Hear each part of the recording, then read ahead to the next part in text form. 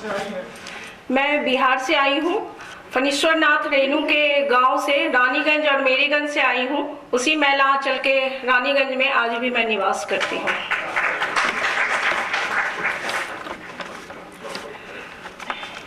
आशीर्वाद चाहूँगी मैम, आप सामने हैं, आपको पढ़ते हुए बड़ी हुई हूँ। अशोक सर हैं, बिहार के पाठ्यक्रम में हार जीत आपकी कविता पढ़ाती हूँ बच्चों को, और कहती हूँ कि वो सर हैं और कभी मौका मिले तो मैं बच्चों से आपको मुखातिब कराऊंगी ताकि आप बात कर सकें।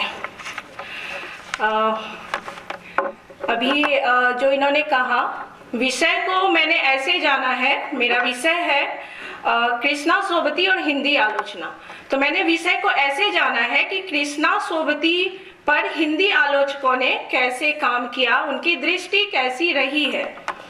तो मैंने सोचा था कविता से स्टार्ट करूंगी, लेकिन नहीं करूंगी। हम हसमत के पहले ही पृष्ठ पर कृष्णा सोबती लिखती हैं, किसी भी लेखक की नई जिंदगी उसके पूरे हो जाने के बाद दोबारा शुरू होती है। सुप्रसिद्ध कथाकार कृष्णा सोबती हिंदी साहित्य में एक विलक्षण और अद्वितीय स्थान रखती हैं। उनके लेखन की विशेषता उनकी विचारधारा, भाषा शैली, सामाजिक चेतना और स्त्री संवेदनाओं की गहन अभिव्यक्ति में निहित है। आलोचना के संदर्भ में सोबती का लेखन अनेक स्तरों पर विचारणीय है। उनके उपन्यासों और कहानियों ने हिंदी आलोचना को न केवल चुनौती दी बल्कि नए विमर्शों को भी जन्म दिया। सोबती ने स्वयं इस बात को अधोरेखित किया है, मैं उस सदी की पैदावार हूँ जिसने बहुत कुछ दिया और बहुत कुछ छीन लिया, यानी एक थी आज़ादी और एक था विभाजन। इस पंक्ति से उनके अंदर विभाजन के टीस को समझा जा सकता है। उनकी लेखनी में विभाजन का दर्द बार बार उजागर हुआ है। हिंदी आलोचना में कृष्णा सोबती को एक ऐसी लेखिका के रूप में देखा गया जिसने परंपरागत सीमाओं को चुनौती दी। उन्होंने न केवल महिलाओं के अधिकार और स्वतंत्रता की बात की बल्कि सामाजिक संरचना को भी पुनर्परिभाषित किया। उनकी लेखनी में स्त्री की स्वतंत्रता, उसकी इच्छाएं और समाज में उसका संघर्ष प्रमुख विषय रहे। कृष्णा सोबती को हिंदी साहित्य में स्त्रीवादी लेखन का एक मजबूत स्तंभ माना जाता है। उनकी रचनाओं में स्त्री का मनोविज्ञान, उसकी इच्छाओं और उसकी स्वतंत्रता की गहन समझ झलकती है।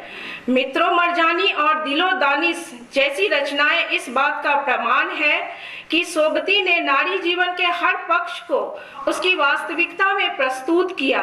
उनकी नायिकाएं परंपरा का पालन करती हैं, लेकिन जब बात उनके अधिकारों की आती है तो वे विद्रोही हो जाती हैं।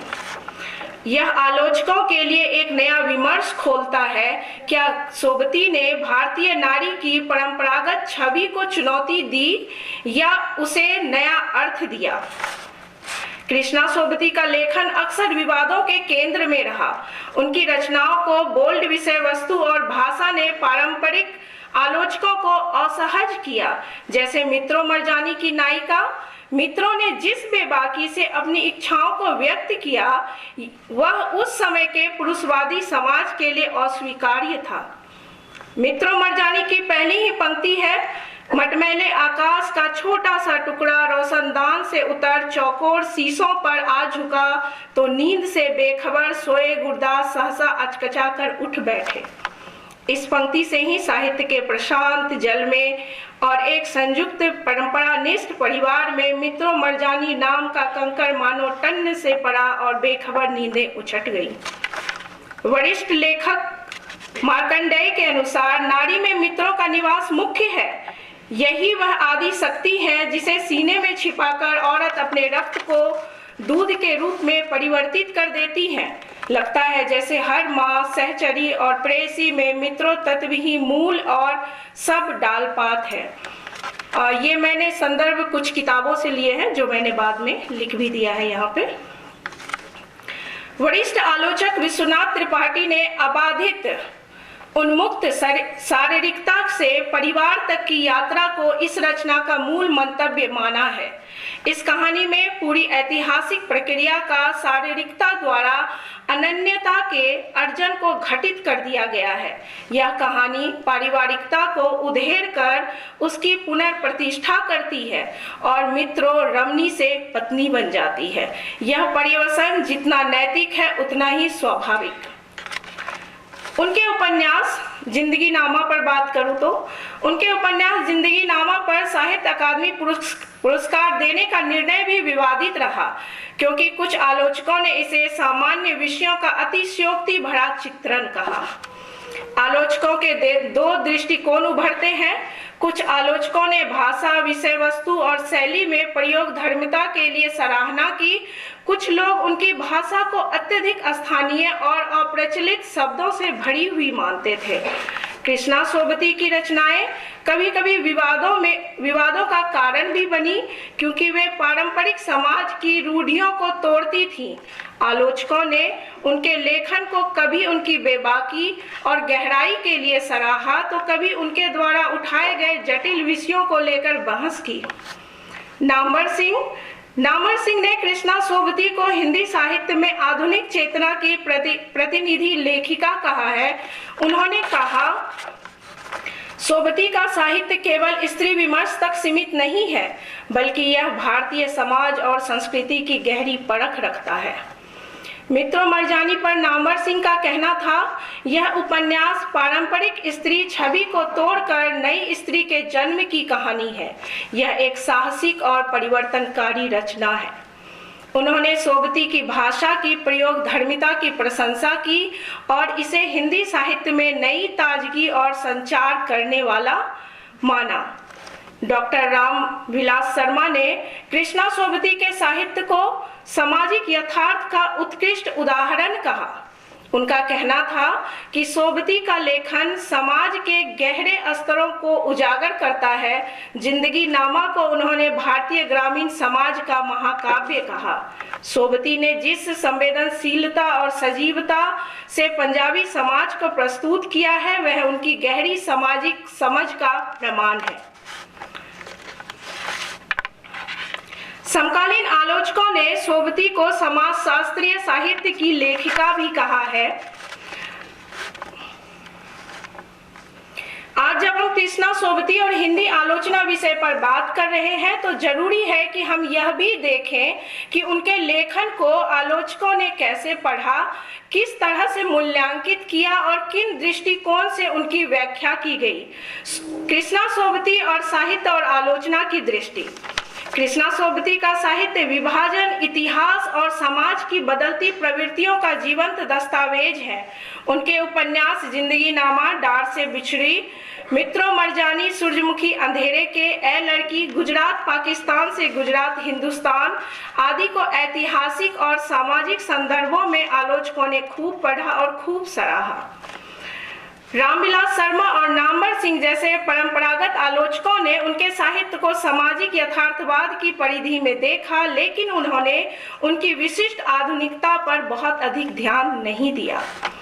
विभाजन संबंधी साहित्य में जिंदगी नामा का विशेष महत्व है, जिसे कई आलोचकों ने भारतीय इतिहास और सामाजिक ताने बाने के पुनर्पाठ के रूप में देखा। माफी चाहूंगी मैम, बकौल मृदुला गर्ग मैम, मुझे नहीं लगा था सामने होंगी। खैर, कुछ पत्रिकाओं में जब मैं इस पे काम करने लगी तो 2019 में एक तो नया ज्ञानोदय और हंस में उन पे काफ़ी काम हुआ था। वो पत्रिकाएं मुझे ऑनलाइन मिली तो मैं मंगाई थी। शायद मुझे वहीं पे ये मिला है। नहीं, कृष्णा सोबती, मुहावरों के बावजूद पीड़ा का दर्द, मृदुला गर्ग। जैनेन्द्र जी ने एक बार कहा था, कृष्णा सोबती के उपन्यासों में सेक्स का जश्न होता है। मैंने पढ़कर देखा तो महसूस किया जश्न सेक्स का नहीं, भाषा का है। उन्होंने मित्रों मरजानी, सूरजमुखी, अंधेरे के बादलों के घेरे आदि में स्त्री की सेक्सुअलिटी पर लिखा जरूर है, पर उनमें जो रोमानी जश्न का समा बंधता है वह भाषा की वजह से है। कथ्य की गहराई में तो पीड़ा का बोध कुंडली मारे बैठा है, उत्सव का नहीं। अगर वाकई जश्न सेक्स का होता तो आशिक के पास जाते जाते मित्रों, परिवार के द्वार लौट ना आती। मित्रों मरजानी के भीतर जो औरत सांस ले रही है वह एक जिंदा दिल पारिवारिक स्त्री है और साथ ही पारंपरिक भी। बकौल मृदुला गर्ग। नारीवादी की आलोचकीय दृष्टि से देखें तो कृष्णा सोबती के लेखन को मीरा सीकरी, निर्मला जैन जैसी आलोचकों ने स्त्री विमर्श के एक नए मापदंड के रूप में देखा। हालांकि मुख्य धारा के आलोचकों ने उनके स्त्री विमर्श को पर्याप्त गंभीरता से नहीं लिया और इसे चरित्र की स्वच्छंदता तक सीमित कर दिया। सोबती ने हिंदी में एक अलग किस्म की भाषा शैली विकसित की जो उनके पात्रों की जिंदा दिली और लोक धर्मी चेतना से भरपूर है। श्याम सुंदर घोष और नामवर सिंह ने उनकी भाषा की विशेषता को पहचाना, लेकिन समकालीन आलोचकों ने इसे भाषा भ्रम के रूप में भी देखा। अशोक वाजपेयी ने इसे भाषा का उत्सव कहा, उनकी शैली को भारतीय भाषाओं की बहुलता का उदाहरण माना। ये भी मैं किसी पत्रिका में आपके आलेख में पढ़ी थी। कृष्णा सोबती का लेखन परंपरा और आधुनिकता के बीच की पुल संरचना की तरह काम करता है। उनकी कृतियों में परंपरा की जड़ता को चुनौती दी गई है, लेकिन साथ ही भारतीय समाज की सांस्कृतिक गहराइयों को भी उकेरा गया है।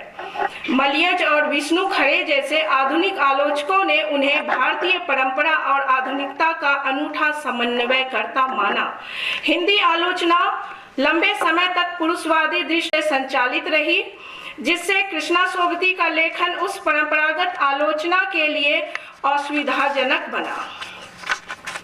समकालीन आलोचकों ने उनके लेखन को नए सिरे से देखा, उनके साहित्य को अधिक गहराई से विश्लेषित करने का काम किया।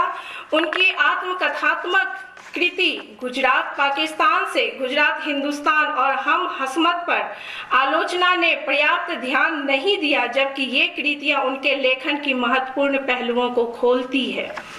एक प्रश्न जो मेरे दिमाग में बार बार आया सोबती जी को पढ़ते हुए, थैंक्स टू रजा कि उन्होंने मुझे ये मौका दिया कि स्टूडेंट लाइफ में कृष्णा सोबती को बहुत पढ़ी, लेकिन इतना जैसे लगा कि मैं पीएचडी कर रही हूँ और मैं बहुत अंदर तक घुसी और घुसने के बाद मुझे ऐसा लगा कि मैं उनसे प्रेम कर बैठी हूँ, तो उस प्रेम से अभी मैं बाहर नहीं आई हूँ। तो एक प्रश्न जो बार बार मेरे दिमाग में आया कि अगर हो सकता है कि बहुत लोग इससे इत्तेफाक ना रखते हो, अगर कृष्णा सोबती स्त्री ना होकर पुरुष होती तो उन्हें आलोचक किस दृष्टि से देखते, जो वाजपेयी सर ने इसे कोट भी किया था।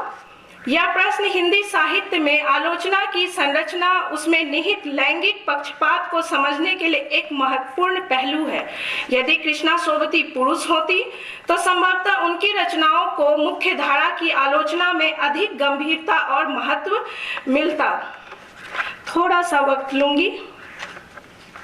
हिंदी आलोचना लंबे समय तक पुरुषों के वर्चस्व में रही है। नामवर सिंह, रामविलास शर्मा, हजारी प्रसाद द्विवेदी जैसे बड़े आलोचकों ने साहित्य को पढ़ने और मूल्यांकित करने के लिए जो ढांचे विकसित किए वे अक्सर पुरुष रचनाकारों के पक्ष में झुके रहे। अज्ञेय, निर्मल वर्मा और श्री लाल शुक्ल की कृतियों को गंभीर और बौद्धिक मानकर उनकी विस्तार से आलोचनात्मक व्याख्या की गई। वहीं कृष्णा सोबती, मैत्रेयी पुष्पा, मन्नू भंडारी, उषा प्रियमवदा जैसी लेखिकाओं को अधिकतर स्त्री लेखन की श्रेणी में डाल दिया गया, जिससे उनकी कृति का मूल्यांकन सीमित हो गया। बहुत ज्यादा है, समय नहीं है। बस एक है, रघुवीर सहाय की एक पंक्ति है जिसका भाव है कि अंधेरे में दुनिया के सिर पर मैं एक डंडा मारूं तो वह किस भाषा में चीखेगी। मित्रों का चरित्र पर, परंपरा भीरू, आत्मतुष्ट लीक पर चलने वाले परिवार और समाज पर डंडे की चोट है। यह चोट वस्तुतः पाठक पर पड़ती है। वह चकित और विस्मित और मित्रों की अभूतपूर्वता के पास में बंध जाता है। मित्रों शारीरिकता का यहाँ पर प्रतीक है, जिसमें आदम कुंठा भी नहीं है। बस अंतिम पंक्ति, बकौल रघुवीर सहाय। मानव इतिहास की यह सुदीर्घ यात्रा कृष्णा सोबती ने कहानी में कराई है, कहानी की महाकाव्य आत्मक गरिमा प्रदान की है। मेरे विचार से कृष्णा सोबती महादेवी वर्मा के परवर्ती समय की हिंदी की सबसे महत्वपूर्ण लेखिका है। बकौल नया ज्ञानोदय। अंततः इतना ही कहूंगी कि कृष्णा सोबती पे रजा जो काम करवा रही है वो बहुत महत्वपूर्ण है। ऐसी महत्वपूर्ण राइटर पे और काम होने की जरूरत है। मैं आलोचकीय दृष्टि से जब उनकी किताब को खंगालने की कोशिश की तो मुझे बहुत ही कम पुस्तक उपलब्ध हो पाई, और जो भी पुस्तकें थी वो ज़्यादातर संस्मरणात्मक थी, उनके जीवन को लेकर थी, उनके व्यक्तित्व पहनावे को लेकर थी, उनके लेखन को लेकर आलोचनात्मक दृष्टि से बहुत कम देखा गया है। इसे देखने की जरूरत है। धन्यवाद।